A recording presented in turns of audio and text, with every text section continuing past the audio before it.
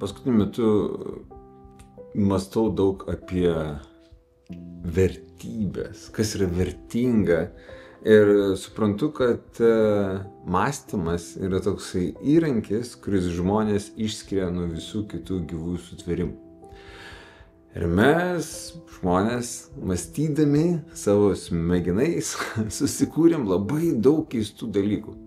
Visų pirma, galbūt reikėtų paminėti tai, kad mes susikūrėm savo pačių vertę, tarytum mes būtumėm kažkokie tai išskirtiniai ir labiau aukštesnės kokybės ir vertės biologinė rūšis. Ar mes labai stipriai uždominavom pasaulį ir mes tuos gyvūnus visaip ten šaudom, skerdžiam, įkalinam visokiausiose fermose ir visiškai net negalvojam, kad jie gali turėti irgi teisę būti laisvi ir gyventi ir daryti, ką jie nori, kaip juos gamta sukūrė. Ne, mes nusprendėme, kad jie viso to neverti, nes mes norim juos valgyti, mes norim jų odą nešioti ant savęs arba dar kažką.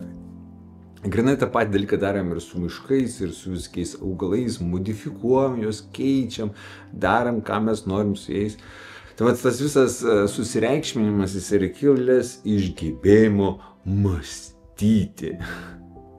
Toliau atsiranda tie kiti žaidimai, kaip dar galime užlipti kitiems ant sprando. Ir pinigai tai yra vienas iš tokių nuostabiausių įrankių. Aš nenoriu pasakyti, kad pinigai yra kažkoks tai blogis, tai yra tiesiog įrankis, bet su tuo įrankiu galima pasijausti labiau susireikšminusiu.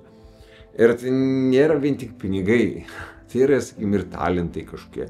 Sakykime, pavyzdžiui, toks nuostabus, garsus tapytojas Van Gogas. Galima sakyti, va, kokį jis paveikslą sukūrė, koks jis buvo nuostabus talentas. Wow! Tačiau reikia nepamiršti, kad Van Gogas nesigamino pats savo dažų, jisai nesigamino savo drobių, jas kažkas kiti darė, tos rėmus, tas drobės, kažkas pastatė tą pastatą, tą kambarį, kuriame Van Gogas gyveno ir daug visokių kitų dalykų. Tai Van Gogo didžiausias talentas buvo gebėti tepti su teptuku, kurio jis netgi irgi pats nepasidarė. Tas pats dalykas, kaip čia paimtumėt kokius nors tenais žinomiausius futbolo žvaigždės, Maradoną, sakykime, net mano jaunystės garsus futbolininkas, kuris tenais, wow, kaip pavarydo. Aš labai bijau, ar Maradona siuvosi savo rūbus, ar jisai siuvosi savo sportinius batus ir ar siuvo jisai tos kamuolius futbolo, kuriuos jisai spardydavo. Ne, jis to nedarė, darė visi kiti žmonės. O jis tik spardė. Jo talentas buvo įspirti į kamuolį. Ir be visos vadybos, ir be visos tos aikštelės kūrėjų, be visos tos bilietų pardavimų ir tų visokių dalykų, Maradona būtų tiesiog žmogus, kuris moka įspirti į kamuolį. Ir viskas.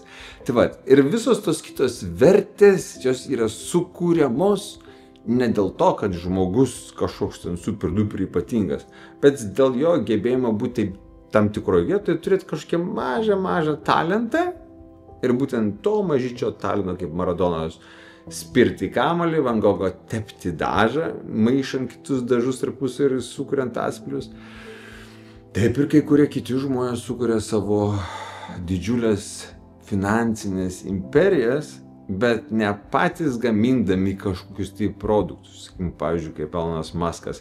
Nei jisai tas raketas pats ten sukinėja, nei jisai ten inžinierius yra Teslos. Jis tiesiog atsidūrė tam tikroje vietoje, pasinaudoja kitais dalykais, kitų talentais, kad padaryti save turtingiausiu žmogumi pasaulyje. Arba kaip ir Billas Gatesas, arba Stevenas Jobsas. Jie patys nesukinėja tų varžtukų Macuose arba ten Windows kompiuteriuose. Jo, jie ten mokėsi programavimo pačioj pradžioj, bet aš abejoju, kad dabar tas visas Microsofto įkūrėjas, jisai pats ten sėdi ir kaudina tą visą dalyką. Jis jau to dalyko nebedaro, bet kažkodėl tai jis uždirba didžiulius pinigus. Tai viskas iš tikrųjų priklauso ne nuo to, ką jis pats padarė, bet kokioje pozicijoje jis yra ir tada kaip kiti tave vertina. Tai vat jeigu ir tas visas žaidimas žaidžiamas, visi sako, aha, tada tas dalykas važiuoja. Bet jeigu niekam neįdomu, tai niekam neįdomu. Sakykim, čia periodiškai būna kokios nors ten sektos vadai iššoka į pirmą planą ir jie pradeda ten burti kažką. Tai norėjo ten surenka jie, pavyzdžiui, 1000, 2, 3, 10 tūkstančių tų savo fanų, sekėjų. Bet kažkaip tai ir nepajuda daugiau ar aukščiau nepasakė nei bažnyčios, nei islamo, nei budistų bendruomenių dydžio pasaulinių ten milijonais. Bet jie tenai savo dalykus kuria. Tai vat Netflix'e yra daug tokių klipų, filmų aprodytų dokumentinių apie tokias viskiausias sektas. Ir vėlgi, ką aš noriu pasakyti, viskas priklauso nuo mūsų vaizduotės ir nuo mūsų gebėjimo sureikšminti kažką tai, bet tam, kad galėtumėm kažką tai sureikšminti, mes privalome kažką tai nužeminti. Ir galbūt visų pirma, nužeminti mes privalom patys save, kad kažkas tai galėtų aukščiau atsidurti, kad kažką galėtume ant pjedestalo iškelti.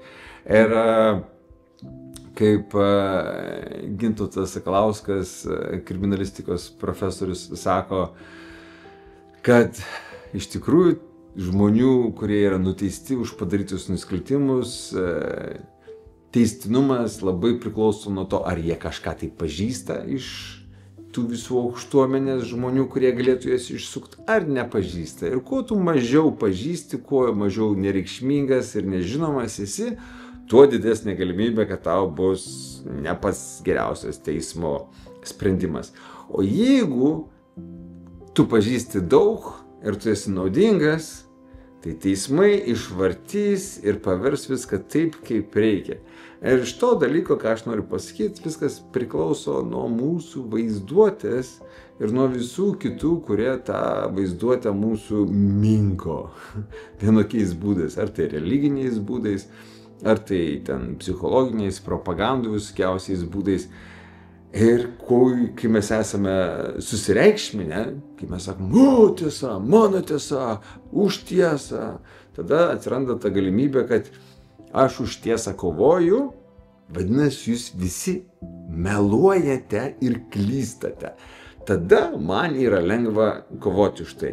Bet aš privalau tada kažką tai nužeminti ir kažką tai nuvertinti tam, kad būčiau aukščiau, tas teisusis, tas toks, kaip sakykim, ten sovietų laikais tie visi žmonės, kurie už Staliną, tai jie jautėsi taip teisingi, tokie išmintingi, arba, pavyzdžiui, ten nacistinės Vokietijos tie visi nacijai, kai žudydavo žydus, jie irgi labai jausdavos tokie, kaip mes darom kažką tai. Tai va, iš tikrųjų, kad visas tas jausmas tave gimtų, tu turi turėti vaizduotę, į kurią galima instaliuoti tas savokas ir kuriuose ten vystosi tie visi įvykiai, vertės ir visokie kiti dalykai. Ir visas tas dalykas iš tikrųjų vadinasi gyvenimo teatras. Mes sėdime ir ten, užsiemu kažko tai. Kaip esu sakęs nekartą, kad mes visi čia sėdim.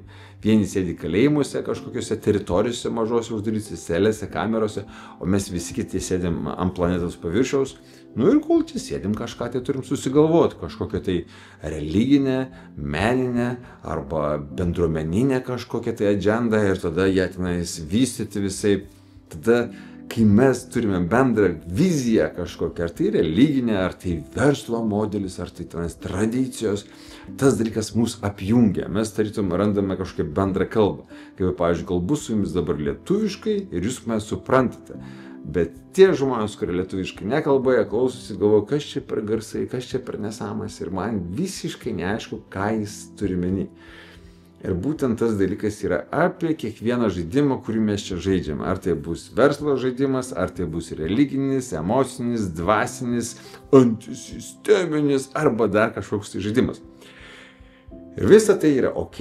Vienintelis dalykas, kurį reikėtų atkreipti dėmesį, yra kaip jūsų kūnas jaučiasi, kai žaidžiate vienokią arba kitokią rolę. Jeigu, sakykime, paimtumėt krikščionišką rolę apie mylinti Dievą, bet tuo pačiu jisai negailestingai degina ir tuos, kurie jo įsakymų nevykdo, juos panardina į lavą ir svilina per amžius, bet nežiūrint to, jis myli kiekvieną žmogų, kurį sukūrė. Ir tas atsiranda toks, Tas pats dalykas yra, sakykime, apie tam tikrus verslininkus, kurie, sakykime, iš visos šitos visuomenės, kuri uždirba pinigus, tai traukia, kaip sakant, tą visą pelną iš liaudis, o paskui tuos pinigus sukauptus investuoja į kokią kriptovaliutą, kuri šitam pasaulyje neegzistuoja, egzistuoja tik tai skaitminiam pasaulyje. Ir tenais žaisdami tos visus kritimo, kilimo žaidimus, jie išlošia arba pralošia visus pinigus, kuriuos ištraukia iš visos šitos visuomenės. Tai yra vienas dalykas, kai tu ištrauki kažkokią tai medžiagą iš dirvožemio arba iš miško, bet tada trąšomis arba kitais dalykais tu sėjai, grąžini atgal tą pačią žemę, ką iš jos paėmei. Natūraliai gamtoje tai viskas ten sukasi. Ta prasme, medžiai užauga, traukdami tas medžiagas iš žemės, o paskui nuvirsta, supūva ir grąžina visas medžiagas atgal, kad kiti medžiai augantis galėtų tą patį gauti. O jau kriptovaliutos ir visi kitokie gudravimai, jau tu ištrauki iš visuomenės pelną ir nusintai kažkur tai, kur visuomenė nei palies, nei pajus, nei patirs. Ir tas dalykas vadinasi verslu. Iš tikrųjų tai toksai savotiškai parazitinis gyvenimo būdas, bet kol žmonės perka tokių žmonių produktus ir jiems atiduoda savo pinigus, viskas yra ok. Vadinasi verslo rinka ir visiems viskas tinka ir patinka, ir kol neprasideda visokiausios anomalijos ir žmonės pradėjo jausti, kad galbūt čia finansais ne tuos remia, nes kažkaip tai negrįžta atgal visuomenė jokios vertės formatu visą tai, tada prasideda mąstymas. Kad žmonės mąstytų, jiems turi arba skaudėti, arba jie turi pasijausti alkani. Pavyzdžiui, viena tokia rašytoja, Eva Tombak, jinai yra netgi sakius man, kad jinai rašo tik tais tada, kai yra alkana, nes tada rašas, tada protas būna tokioj medžioklės, aštrumo, budravimo būsenoj ir tada tekstai rašosi. O kai skrandis pilnas, tai žmogus apsnūdęs ir toks, nieko čia man nereikia daryti, nieko nereikia organizuoti ir tada tiesiog galima mėgautis tą ramybės būseną. Ir komfortas, pasirodo, gali būti labai pavojingas, nes jisai sukuria neadekvačias sąlygas, aplinkybės, kuriuose žmogus pradeda sunuduriuoti ir nebematyti, kas vyksta. Ir būtent todėl žmonės kartais užmiega ir prie vairo, užmiega ant laurų, užmiega lygioje vietoje ir prisidaro savo problemų. Ir visas tas dalykas nutinka vien dėl to, kad yra per daug smagu, per daug viskas nice, super duper, šanti ir feng shui. Tai kai yra visi tie dalykai, žmogus pradeda atitolti nuo realybės, nebemato pavojų ir prisidaro problemų, kad grįžti atgal į gyvenimą. Nes kai mes esame alkani, kai mes turime problemą, mes turim pradėti naudoti savo pusrutulius, vaizduotę, kad pradėti kažkokius tai sprendimus rasti.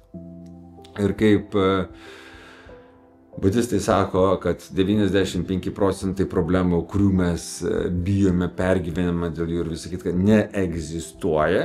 Ir jeigu mes iš tikrųjų galime tokį kiekį problemų susikurti vien tik su savo vaizduotė, tai kodėl mums nesusikūrus kažką tai gražaus, nuo ko mums būtų faina, smagu ir gera būti šitoje realybėje, šitam pasauliu, kol mes čia esame.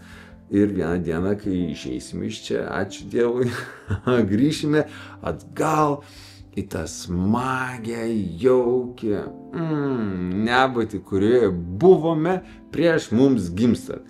Nes kai mes gimėm, mes atėjom iš kažkur, kur neaišku, kur mes buvom. Tai kai mes mirsim, mes grįšim atgal namo į tą pačią nuostabią vietą, kurioje bus taip faina. Ir tik tais neskubėkite ten pabūt, nes kol mes esam čia, yra smagu ir būti čia ir daryti dalykus, nes neaišku, ar dar bus antras dublis viso to gyvenimo, ar bus dar pakartojimai visokiausiai. Nors sako kažkokie žmonės, kad yra ten visokios reinkarnacijos ir visą kitką, tai čia sakyt galima labai daug ką. Ir ypač sako daug tie, kurie turi plačią ir lakią vaizduotę, fantaziją. tie pasako labai daug, o tie, kurie neturi vaizduotės, jie sėdi, klausosi, galvoja, balin, ką tas žmogus yra parūkęs, iš kur pasitiek pilasi kaip iš kokios gausos rago. O vis tai vyksta tik dėl to, kad vieni turi vaizduotę, kiti ne. Vieni ją įdarbina, kad uždirbti pinigus, kiti įdarbina, kad sukurti vertę visuomeniai, pasauliui ir kiekvienas elgesi pagal savo asmeninę brandą. Taigi, mes visi čia esam, visi kažką tai veikiam, kažkaip tai veikiam, bet pasakyti, kad vieni yra teisingesni už kitus, čia jau yra susireikšminimas. Ir kaip minėjau prieš tai, nepamirškime jausti, kaip mūsų gyvenimo stilius jaučiasi mūsų kūne. Nes jeigu mes kažką tai darom, nesvarbu, ką jūs padarytumėte, ar jūs čia religinėse tiesose atsiradę, ar kažkokiuose versluose, ar santykiuose, bet jūs jaučiatės, kad jūsų kūnas yra įtampoje ir jums ten viskas virpa kratosi, tai yra labai aiškus signalas, kad jūs esate neteisingoje vietoje. Ir nesvarbu, kiek jums pinigų moka, kaip Dalai Lama sako, žmogus dirba daug, kad uždirbti pinigus ir praranda sveikatą, o paskui atiduoda visus pinigus tam, kad sveikatą susigrąžinti, kas šiaip tai nelabai įmanoma. Kažkiek tai apsiremontuoti įmanoma, bet kad susigrąžinti viską, ką praradai, tai o ypač su amžiumi. Ir dar Dalai Lama pasakė, kad žmogus gyvena taip, tarytum niekados nemirtų, o kai miršta, tai taip kabinasi į gyvenimą, tarytum niekados nebūtų gyvenęs. Bet tą ir noriu pasakyti, ir tu noriu pabaigti šitą klipą apie nieką, bet turbūt, jeigu klausai iki pabaigos, buvo smagu išgirsti.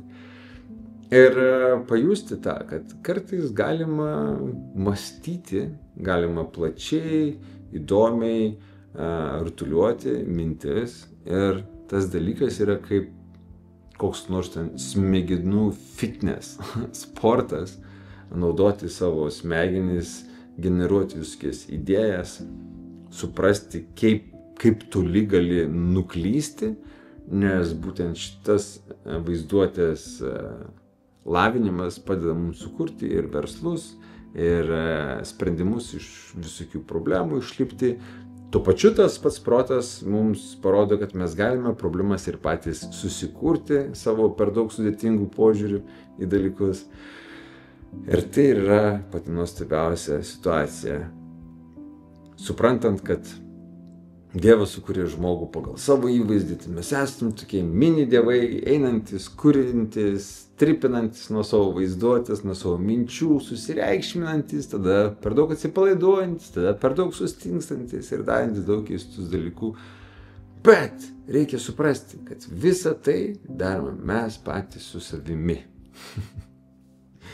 Ir kai tai suprantame, tada pradeda suprasti, kad gyvenimas yra didžiulė scena, ant kurios yra labai, labai linksma būti. Ir netgi tie, kurie sako, aš nevaidinu, aš esu tikras, autentiškas, pats autentiškiausias, nuoširdžiausias, tikriausias. Tiems noriu pasakyti, esate labai, labai giliai įsijautę į savo rolę, kurią taip nuostabiai tikite. Ir tai yra nuostabu, nes anksčiau ir vėliau jūs suprasite, kad tai buvo tik tais rolė ir tai buvo labai tikra ir nuoširdu. Tai tiek, iki kartų kitų. Ate.